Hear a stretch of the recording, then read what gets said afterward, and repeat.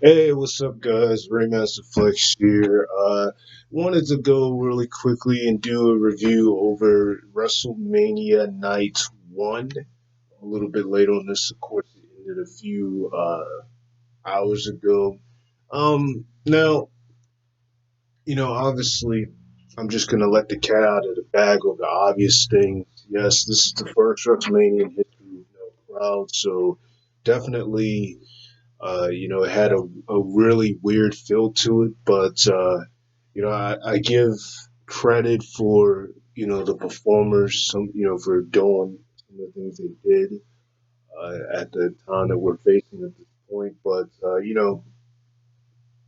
definitely for that reason, for some of these matches, um, it would have been a lot more intriguing had it been a crowd, especially like with some of the matches that were the good ones there. And also, I also want to say that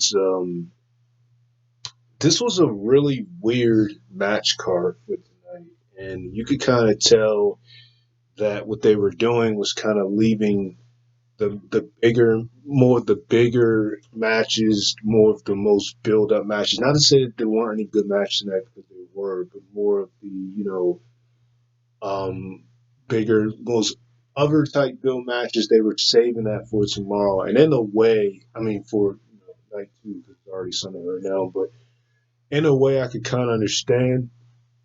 But it was still kind of weird how they had tonight booked. Like the matches were just all over the place. Like it was just it was really strange. I'm not really sure why they um, did the match card the way they did it, but if I can remember, I'll go in order. But if not, I'll just go random. It was about 9 matches tonight, so let's get started. First up, you have the women's tag team titles match with Alexa Bliss and Nikki Cross versus Kairi Sane and Asuka. This was a pretty good match to kick off the show. I think this is probably maybe the first time in history, WrestleMania history, that a women's tag team match. I could be wrong, but I think this is the first time in WrestleMania history that a women's tag team match actually starts off the show. I don't recall a women's tag team match ever kicking the show off. Um, Even in recent years, and I think about like last year, 2017, and and this card in general has a lot of women's matches.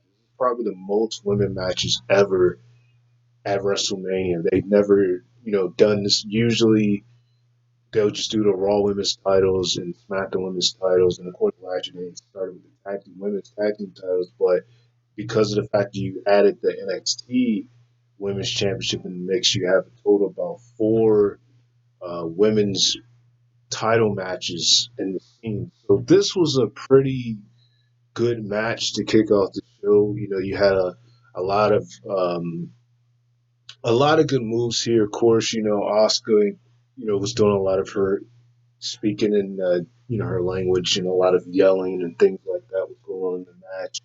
You had a couple of times where it seemed like Asuka and Kairi Sane were going to retain, but then Alexa Bliss at one point hit the Twisted Bliss to stop them from pinning Nikki Cross.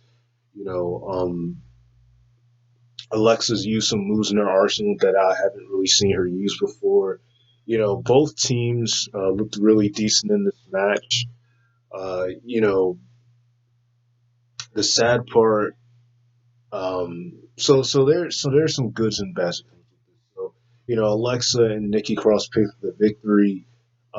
This is the first WrestleMania for Nikki Cross, so that's good there.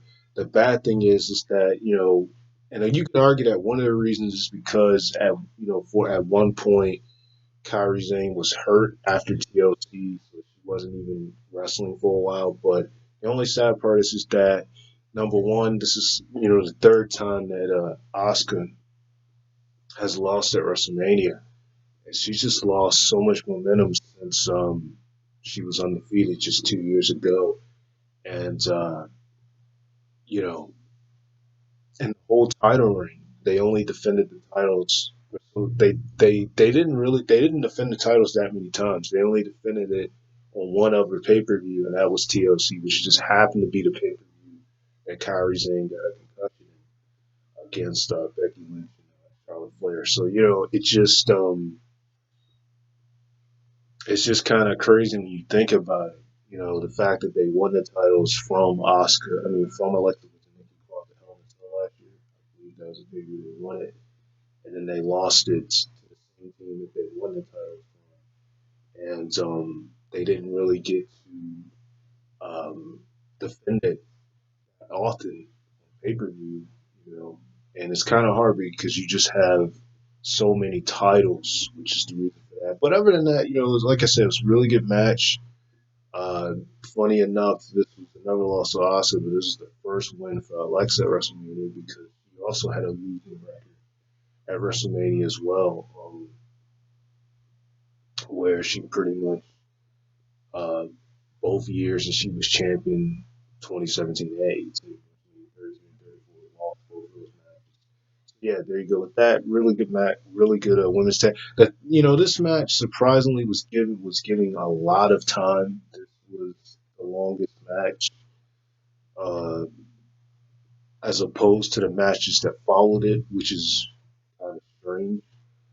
I'm not really sure why that happened, but it's just kind of crazy that this matchup was given as much time as it was. Next up, you had Baron Corbin versus Elias. You know, it was okay for what it was. Uh, I wasn't. I honestly, I thought this match, just like how the Aleister Black and Bobby match, I thought this match should have just been moved to the pre-show because I don't know. Didn't really see the point of this match. Sorry about that, guys. I didn't really see the point of this match, but it was good for what it was. They before the match even started, they started hitting each other. Elias hit Baron Corbin with his guitar.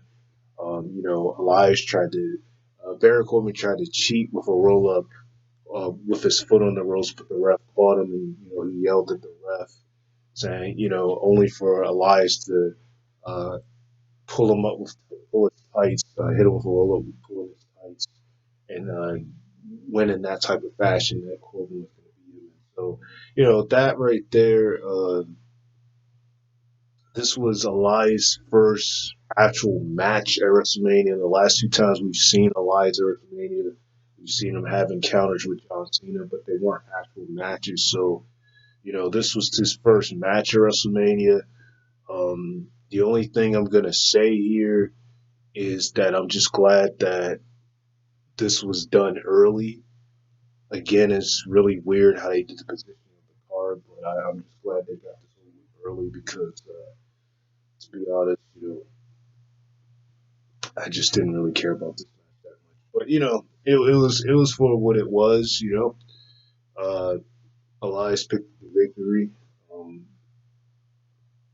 and there you go with that. Next up, you have. I think the next match was Shayna and Becky. Again, really weird positioning of the match card. Um, Forgive me because it's late. So, if I don't get the match order correctly, I just go random. But it's really weird positioning of the match card how they did this. You can obviously tell that either they were doing this because of the of it not being a crowd, or just they didn't care and just said the hell with it. You could just kind of tell for certain things. But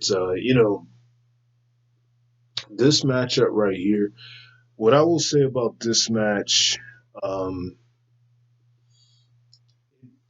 at the time that it was given, it definitely should have been given more time. But with the time it was given, it was good. They made Shayna look dominant. Becky. managed to get a lot of offense. Shayna kept trying to put Becky in the clutch. Becky got some heavy hits, and Shayna got her in numerous um, occasions. But you know, I just, I just, the one thing I'm gonna say is that with the way that Becky won, you know, because I like Becky, you know, but it kind of leads me to question of what's next because the the from what I heard, Becky was supposed to be taking time off after WrestleMania. So the assumption that everyone thought was that Shayna was going to win the belt, and the fact that that did not happen kind of leads to question as to um, exactly what's going to happen because she didn't win the belt. So it's just kind of it's confusing there, and also, and you can clearly tell by the way how they ended the match that this feud is probably going to continue the way that they ended the match. But it's just, I don't know. I don't know. I'm not going to say too much about this match. A lot of people are frustrated with the outcome of it. I was shocked as well that Becky won, especially after it's been very, you know, not even rumored, but just something that's been said that her and Stephanie, she's gonna take time off to get married, stuff like that.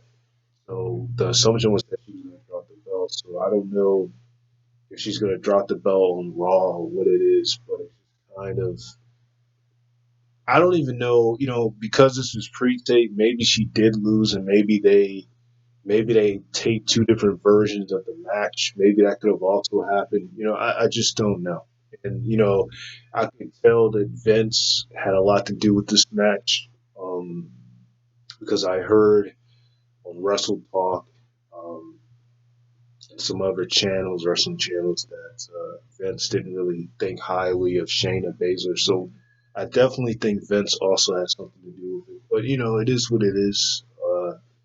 Not going to get too much in detail about it. Like I said, I love Becky, but very confused with the outcome of the match because uh, it's it's a question if that's the case, who's going to be there for the title. Next up, you had Daniel Bryan taking on um, Sami Zayn. You know, Sammy was being a typical heel, running away. It was getting very annoying for a lot of part of the match with him doing that because I really wanted to see Sammy and Daniel Bryan given a lot of time, given plenty of time and stuff like that, and that did not happen. But Daniel looked great. Daniel got a lot of offense. He was slapping Sammy, saying a lot of stuff in his face. That's the one thing that happened throughout this whole thing. You heard a lot of talking, a lot of trash talking, things like that, which I really liked. And, Daniel Bryan was just, he was just, kicking the shit out of Sami Zayn. Sami Zayn only got like maybe two, three moves, and with him actually doing something. He hit him with like a clothesline, he hit him with a Ruby kick from when Dave Bryan had jumped from the top of the rope, and Dave Bryan hit him with a suicide dive. There was a lot of involvement with Cesaro and Nakamura, Drew McIntyre. I mean, oh god, Drew Gulak attacked them only for them to attack him, you know, and Dave Bry hit the Suicida, he hit that on Sammy and he hit that on Shinsuke and Cesaro after they had attacked Drew Gulak only for Sami Zayn to pick up the win with a movie kick when Dave Bryan jumped from the top rope. So Daniel looked great. Sammy played the typical heel here. I will say that the only good thing I'll say about this match is, like I said, Dan looked good. Sammy played the typical heel. I just wish that they would have given him more time, and that they would have actually had Sammy actually do some more in the match. Because I actually did a match with my one of my wrestling buddies once, and one of my friends, and we played each other. And I played Danny Bryan, he played Sammy, and we had a classic. So you know, this is kind of what I expected here, but maybe their excuse is because they're going to be in the crowd, but I just don't know. Uh, but I will say Sammy definitely did need the win, especially given the fact that this is his first singles championship, and I mean on the main roster, it's his first singles championship, and that's all I'm going to say about that. Next up, you had the SmackDown Tag Team Title match between it was a triple threat ladder match between John Morrison, Kobe Kingston, and Uso because this was 6 that took out the whole part of it. I gotta say, for this to just be the three of them, this was a really excellent match. I really enjoyed this match a lot. There's a lot of high spots, a lot of good spots for all the men. Morrison did a Starship Pain that lead Jimmy Uso on the ladder. Kobe Kingston had a lot of good offense in this match. He actually did like a Hurricane um, to I believe it was Morrison from he did a springboard Hurricane, which was incredible. Morrison did a Spanish fly, to Kobe Kingston from the top rope.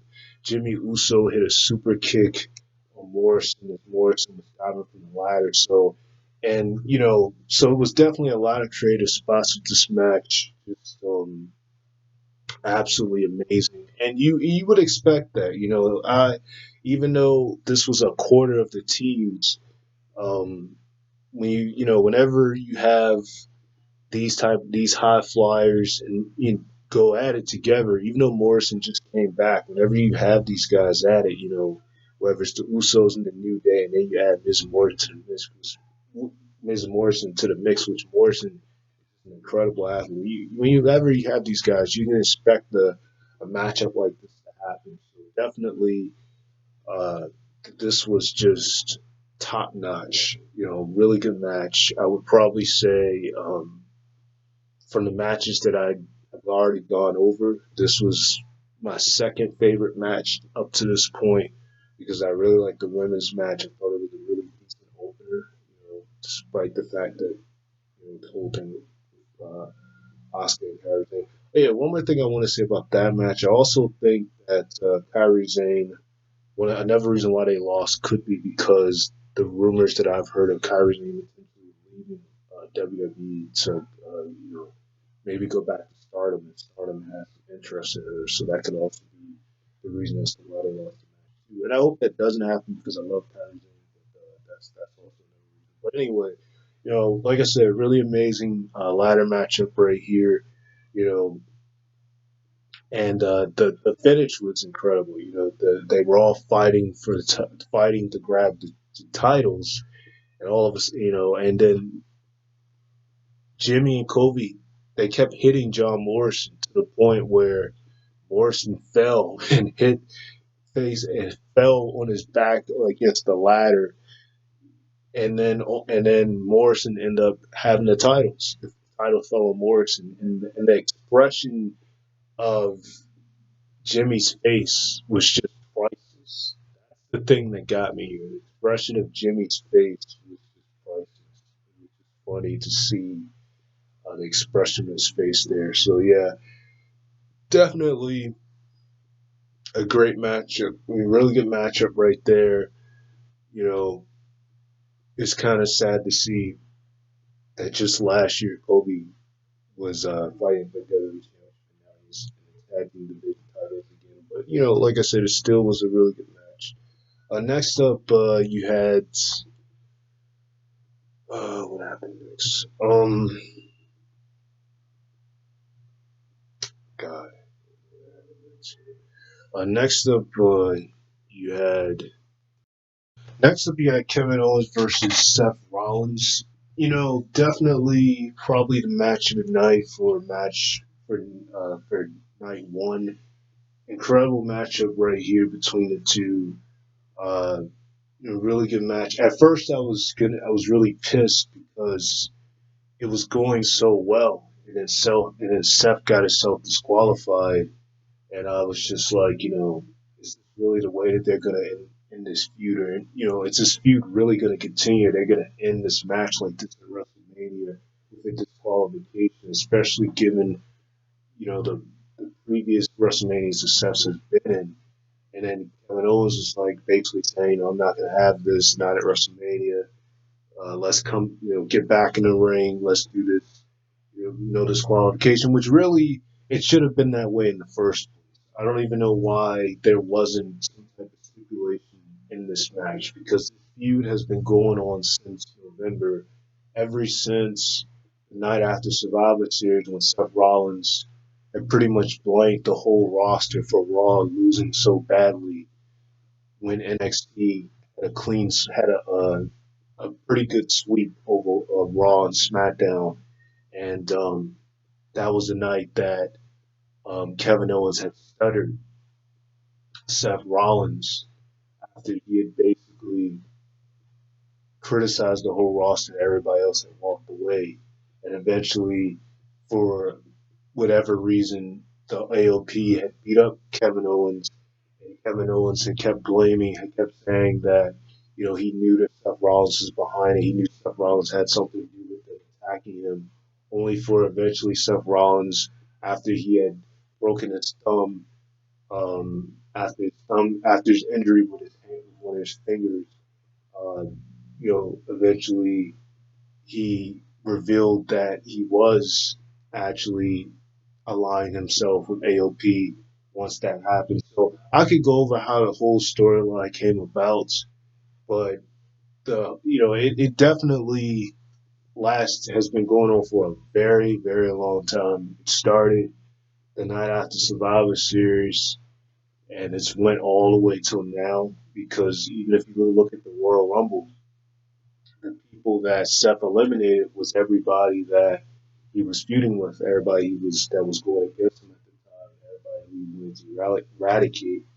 And at first, after they attacked Samoa Joe, who was in commentary at the time, he joined the mix, and then he got injured, and the Viking Raiders were involved for a long time, and then the Big Show was involved at one point. I mean, it's just so many things that happened, but eventually it just became very redundant.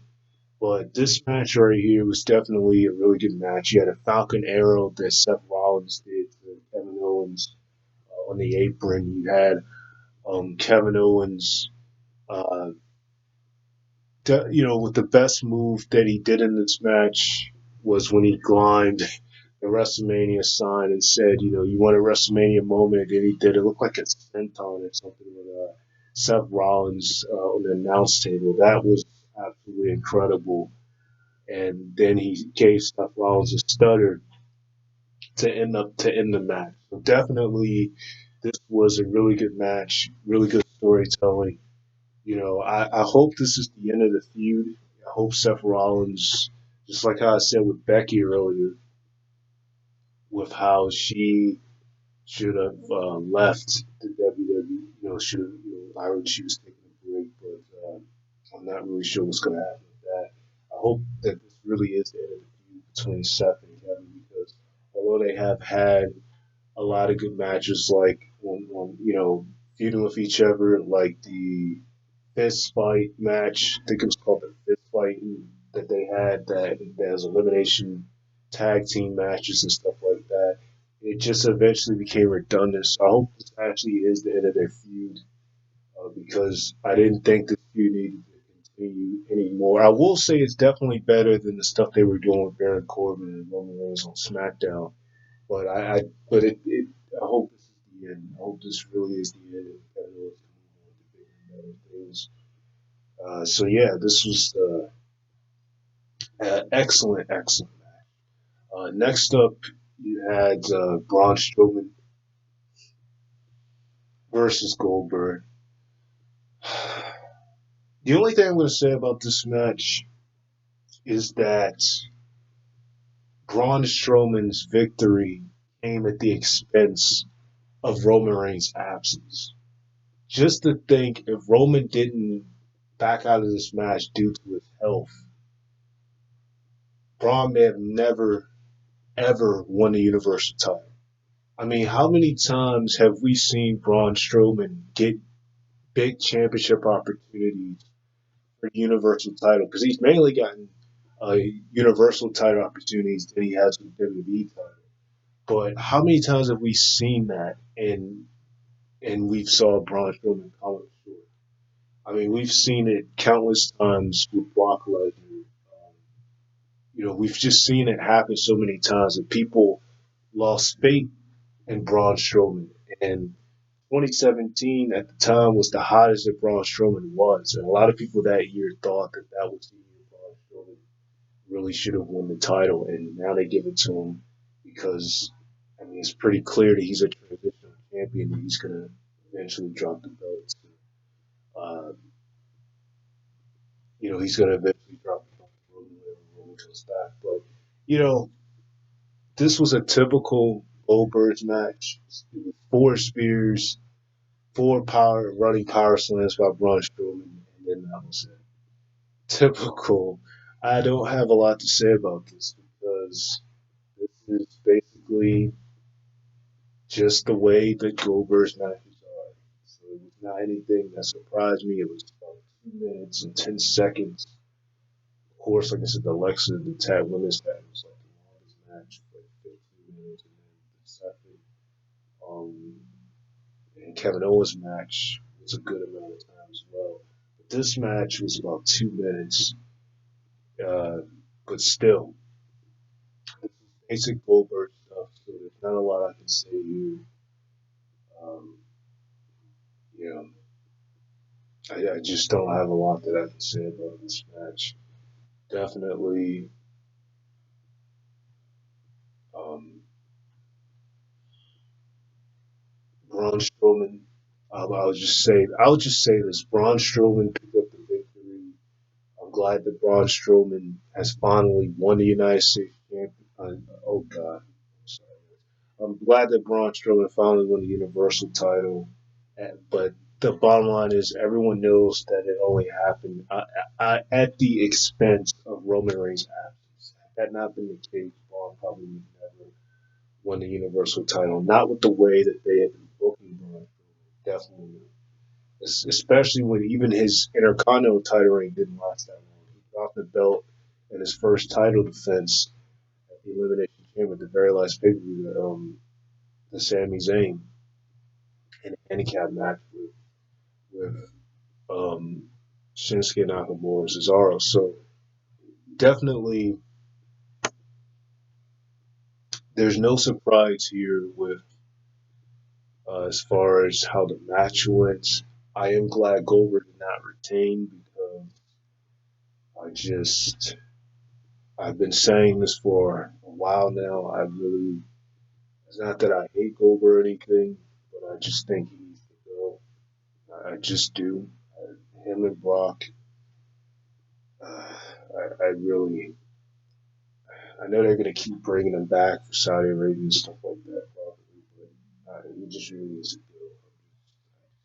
But anyway, uh, so next up, we have the main event of night one, which can't really rate it as a match because it's more like a movie type, backyard type feel to it. They did a good job with the editing and things like that.